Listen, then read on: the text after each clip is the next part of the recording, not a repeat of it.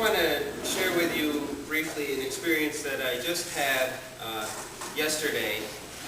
I was filling in at another church in the diocese, leading their Eucharist service yesterday. And the week before, this woman had come up to me and said, can you pray for my daughter? She just got an x-ray and they found 9 different spots on her lungs. And she was having a really hard time with it, and the mother was trying to convince the daughter to come to church with her, but she wouldn't come. And I said, well, I'm going to be back here next week. I said, do everything that you can to convince her to come, and we will support her through this. Well, 5 minutes before the service started, they arrived, and we were getting things ready, and I said, can I pray with you later? Since it was 4 minutes before the service, and she said, sure, and they took their seats, and then I'm standing back there, and I get this strong sense that it can't wait until later, and it needs to happen during the service. And the gospel reading, if you've seen it, is about love, and that the world will know that we're Christ by our love. And I went up to her 1 minute before the service, and I said, do you mind if I ask you to come forward that we can pray for you during this service? Because I think you need to know that the Lord is here with you and that this community is here with you, and that whatever's happening, you're not going through it by yourself. So she said, sure, which I was surprised, and I said, oh, great, this is wonderful. And then as I was preaching, as you will hear later, part of what I asked is people to let go of something that they had been carrying around for so long, to allow room for love. And so I invited anybody who wanted to come up with this woman to come up for prayer. And some people came up and kneeled, and I invited people from the congregation. They came up to pray with these people. And I had anointed the woman who came for healing prayer. And as I'm going down the line, not only were people there for healing prayer, but people came up to let go of their grudges, to let go of their hatred, to let go of things that had happened in the past at the parish.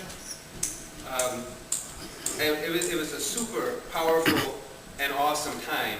And I thank them for their willingness to just go with it.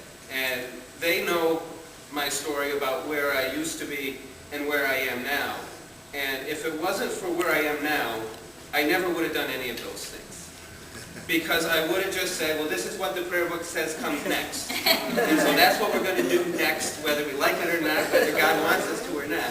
But instead we stopped. And multiple people recognized and commented on the power they felt of the Spirit moving there now, which is what was important, not what was the next step to come. We all needed what happened then, but I never would have done that if I wasn't where I was with the Spirit now, that I could take that prompting and just run with it.